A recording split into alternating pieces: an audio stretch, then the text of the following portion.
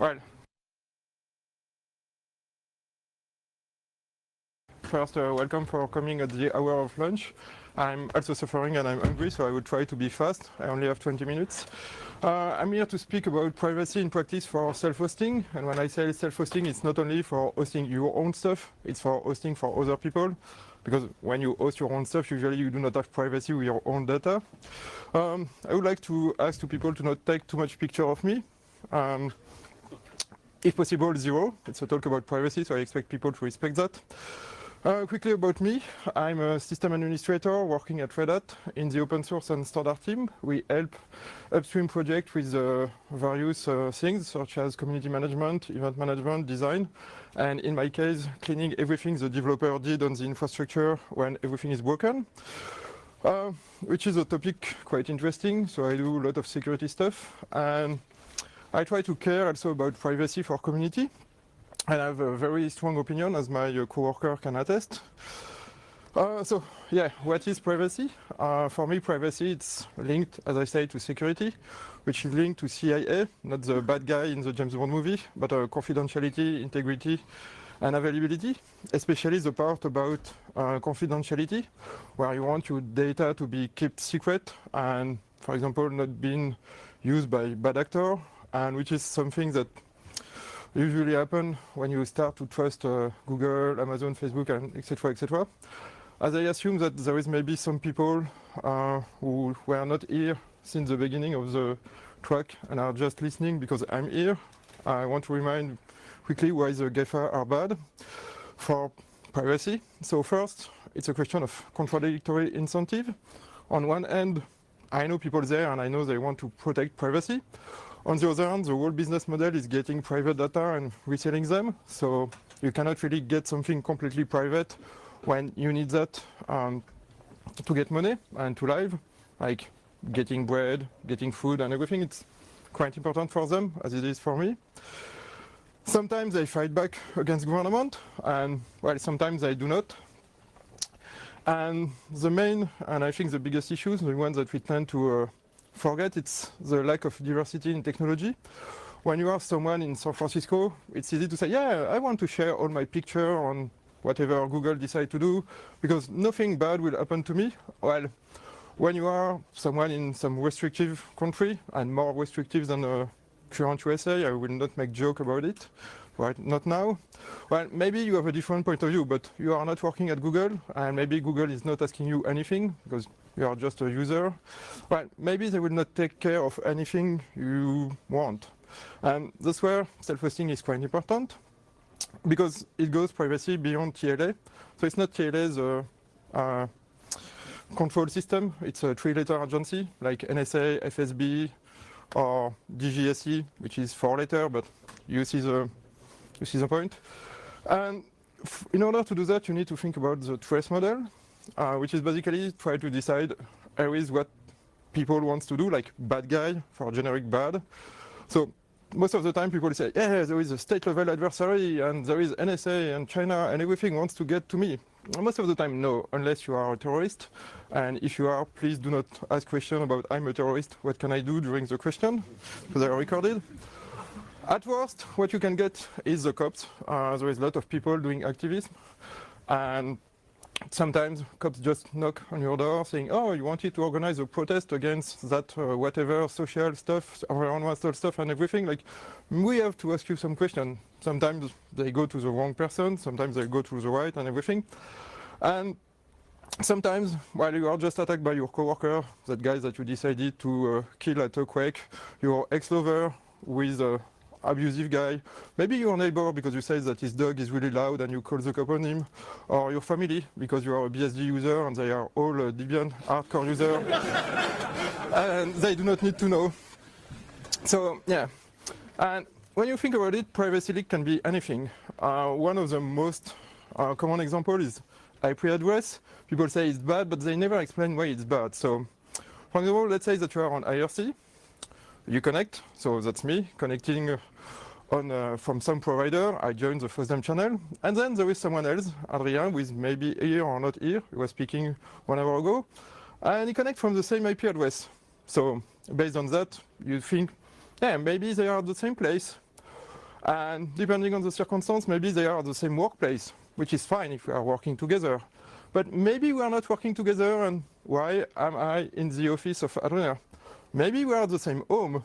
Well, maybe we were connected during the night, and that's where I start to say, why I am sleeping at Adriana's house? And maybe if it was called Adriana, maybe things will be different. So that's the kind of stuff when we say privacy problem that can be innocent, like I'm connected from my phone, there is 1 million person with the same IP address. Okay, no problem. I'm connected from a specific IP, maybe there is something. And if people say, yeah, you can hash IP, no, it do not help. For example, people disconnect at the same time because network is crappy. Well, turn out that you found something. So let's back to the basics. I will focus on the web because everything is web and it's easier. I have 20 minutes. So first, TLS. I mean, everybody can use Let's Encrypt.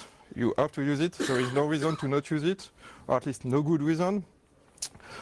So you need to use good cipher, but it's only if you want to protect from state-level adversary and everything. There is everything you need on Mozilla Wiki. You can use a search engine for that. I also recommend to take a look at the Crypto Policy project. It's a project aiming at making one single configuration for your whole system for cryptography, like strong, future, normal, weak, which is much better than what we have now, which is 20 different syntax for setting every single cipher and the order for every project, which is bad. You can take a look at HKIP, etc., etc. So there is a lot of guides out there. I'm not gonna repeat them. But what you need to do is to discuss with your user, because some of them have older browser. Like sometimes they do not have choice. Everybody can remember the old Windows from the school and this kind of stuff. It depends really on what they want to avoid. So if you want to protect people, you need to get some set of cipher, and sometimes you block access for others. So what I would recommend is to provide 2 vhosts, one for insecure stuff, one for secure stuff, and you can then communicate with user without trying to track them. I mean, that's the whole point of privacy, is to not track people. And set a banner to upgrade browser, this kind of stuff. Because remember, biggest threat is not always TLA. Sometimes it's just someone at your school, sometimes it's someone living with you and everything. Another option is to offer onion services. People who do not know what's this, it's onion. Well, it's on top of Tor. You do everything with Tor. I will not explain what is Tor. I hope that someone can do it for me later. Again, 20 minutes, etc., etc. It can help to avoid IP leak. It requires a specific setup. Currently, it's quite hard to scale properly. It's a research topic. So there is a lot of specific attack where people try to steal your key and everything. So if you want to be serious for that, you need monitoring and spend a lot of time to research what is going on. I'm pretty sure that in a few years it will be easier, but for now it's not exactly here. But that's a great idea, because then you can make a talk about it for next year. Another issue is the use of external JavaScript. Again, it's the web. You do not want to start to host 1 million version of jQuery, but it turns out that it's an IP leak, so if you can avoid, well, avoid it. And now we go to the biggest issue, which is the logs. That's an issue because, well, logs are critical if you get attacked, but the problem is tracing an attacker. It's the same as a user. I'm not saying that users are attacker, or at least not on record, but it's kind of the same. For that, several solutions. First one, easy, no logs. No logs, no problem. It might be illegal. I'm not a lawyer, do what you want. Sometimes the fine might be okay, because it's not so expensive when compared getting someone to jail. Sometimes it's your money, so you decide what you want. Some people try to anonymize the log, which is usually working fine. That reduces the risk of leaks. But yeah, when you have something like this in the log, you can anonymize the IP address as you want. You will see that there is still my name. And so yeah, you need to reduce information logged as soon as possible. For example, do you need a user agent? Maybe, maybe not. Do you need the IP, the referrer?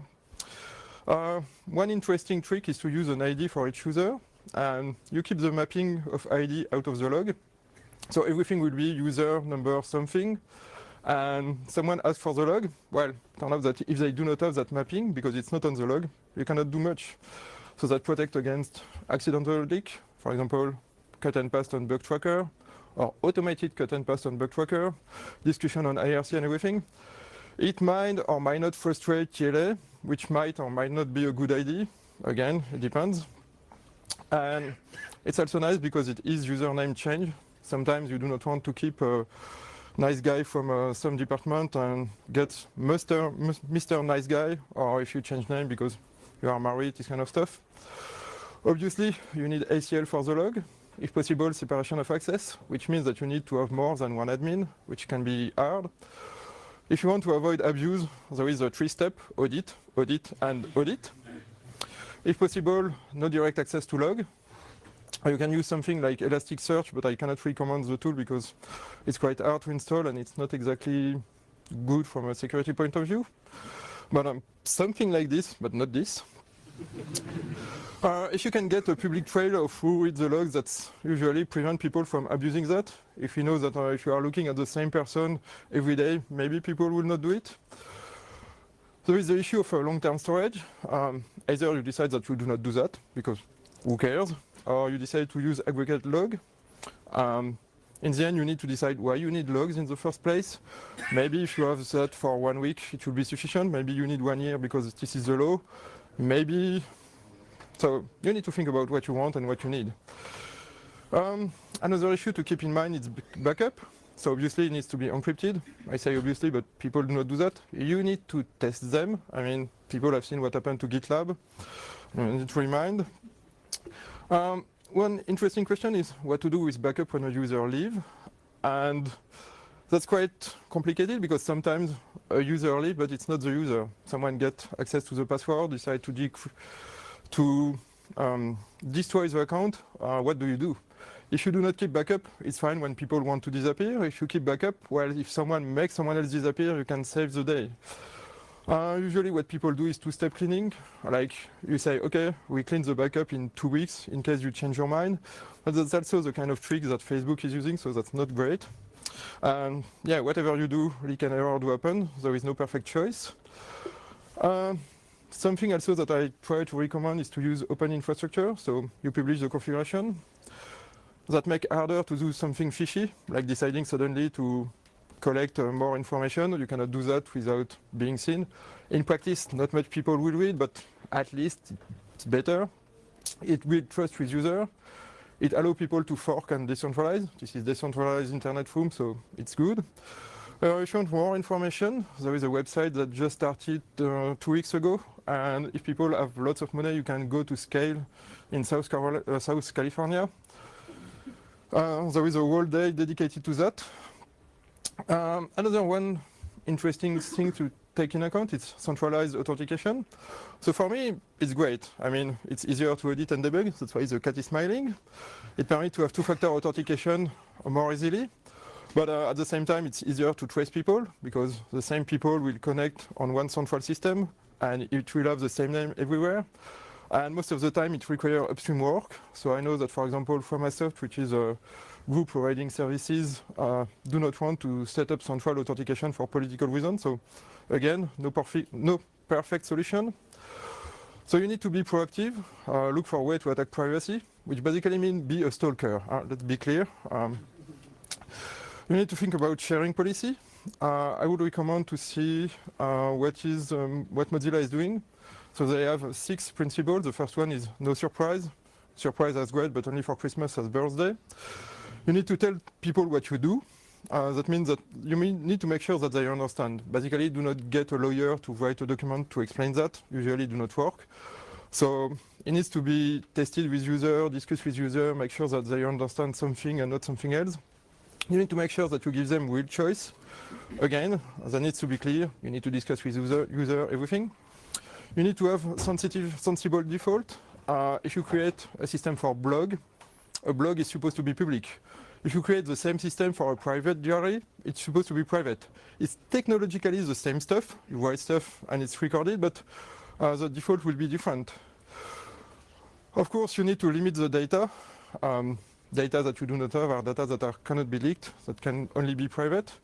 And you need to make sure that the users stay in control and that you trust third party. Make sure that third party are taking privacy seriously and everything. which is quite hard to do, I think, but it's up to you to decide. And there is the whole importance of UX, which is by itself a whole topic that will span 1 hour discussion. So instead I will just remind, discuss with user, and discuss with more than your friend, because if you are in this room, you are likely to be more paranoid than the regular user. And you may not see that, yeah, maybe GPG is great because you can select what cipher you want, size of key you want and everything, but most people would not want to do that. They want a checkbox private, and that's it. So you need to discuss with real user or more mainstream one, because your friends most of the time are real. I mean, it's fine if they are not. I'm not judging anyone, but yeah. So what to do to avoid sysadmin stalking? And to be honest, that's your worst case attack, because that's someone who controls everything and who sometimes can be asocial. And let's face it, I'm sysadmin. That's called the confused deputy problem. There is a lot of discussion about that. Again, I keep repeating myself, because when I was in university, we were saying that repetition is everything. So audit what is going on, so you can see if there is something, you can go back. That's for sysadmin. Sysadmin, if they are volunteers, they need to be aware that they will be spied on by other sysadmin and everything. The whole who watch the Western stuff. I cannot speak Latin, or I would have said in Latin. Again, prevent direct access. If you can use config management, do it. If you cannot, go to config management, come tomorrow in Gantt, learn how to do it and go back to that slide. If you want to be trendy, there is a whole serverless container stuff, because if there is no server to connect, there is no problem. And if there is configuration that cannot be changed because container everything, well, it cannot be changed and there is less risk of abuse. If you have more time, you can take a look at various research topics, such as peer and everything, where people do not give you data, they give you encrypted data and you can make computation on it. Something like ZeroBin, I think, is working like this. The server has no knowledge or anything. Everything is done client side, but for more than a pass bin, because that's quite limited. And to conclude, think about UX. Discuss with user. I said that several times, so just to make sure you understand that. Communicate. If you can push security upstream, that's great, so I do not have to do that. And data not collected is data that cannot be leaked. It's quite easy. You can print it in your office. Think about it. If you want to contact me, well, you can use whatever you want, as long as it's IRC or mail. And thank you. And if you have a question, it's the right time. We have 7 minutes, if I'm not wrong. Yes, that's correct. Thank you.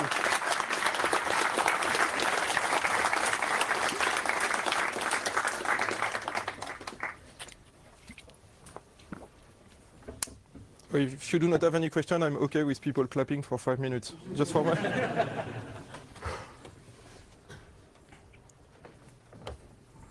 Yep. To define and use of because you haven't mentioned it, like encrypting the drive themselves.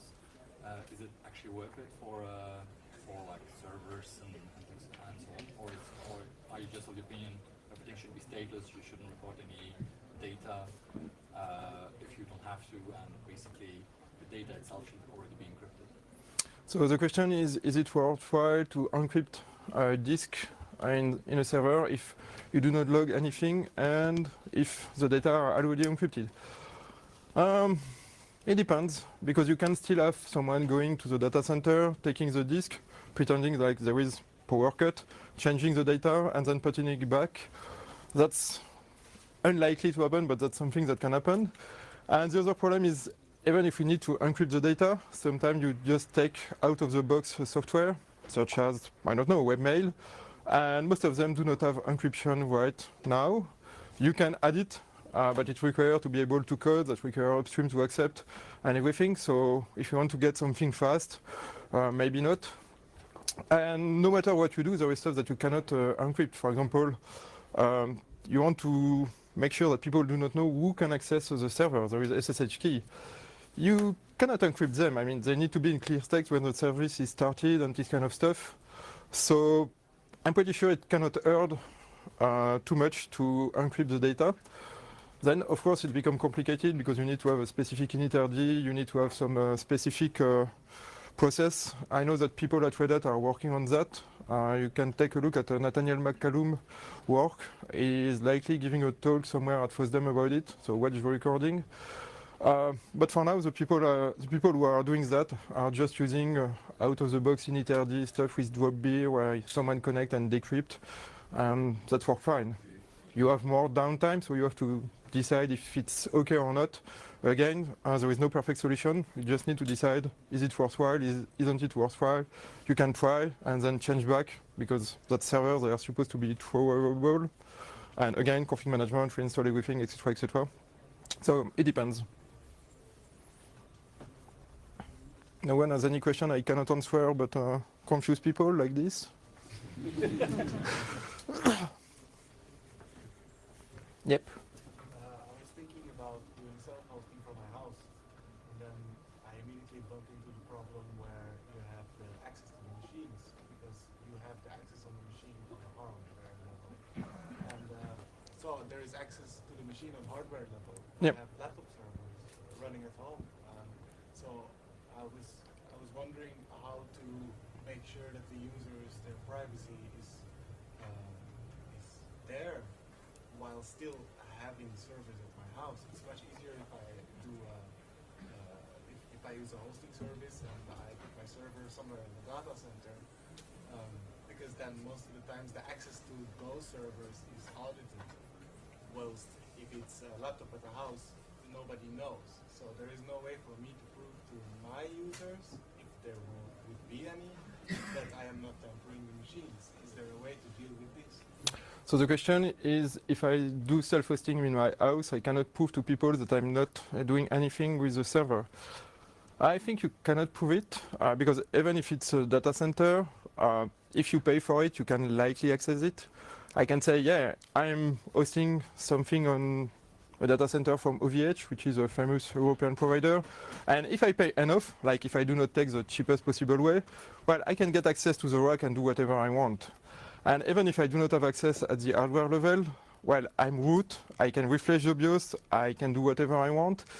So yeah, that's quite hard. You cannot really prove that. There is people working on it with remote attestation and making sure that you execute the code and the code is not modified with TPM and everything. I think that's still a topic of open research. But in the end, if you want to delegate something to someone, you kind of have to trust that person to not fuck up the system, because they can just refuse to do something, and that will mean a lack of availability, which can be a problem for someone. So as long as you delegate and people can decide to not do anything, that's an issue. So you have to trust someone. But yeah, that's a complicated topic, and I do not have good answer. So maybe one more question, because of 1 minute, 2 minutes? 1 minute. 1 minute. Yep. Yep. What's your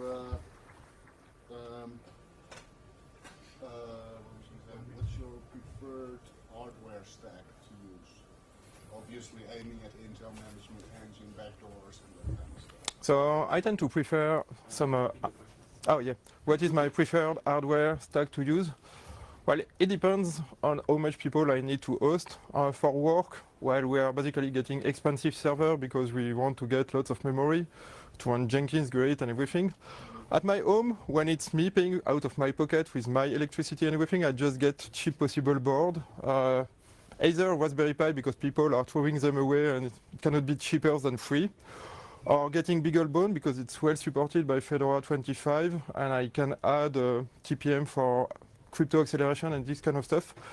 I do run a Tor node in my house because the fiber line do not fill by itself just by me, so I can use it. And it's running fine. There is nothing for remote access except serial port, and I have the full control. It's cheap enough to do not have any Intel stuff, and it works well, except when it's broken in upstream kernel, but let's not discuss about that. And you can get a TPM and a crypto cap, so you can do all kind of security stuff, which I do not do because I do not have time, but yeah. And it consumes almost nothing. And it's powerful enough to run a Tor node, which is doing a lot of CPU, so it should be fine for, I don't know, mail, spam filtering and everything, and it's cheap. Thank you. Thanks, So- thanks Thank you very much.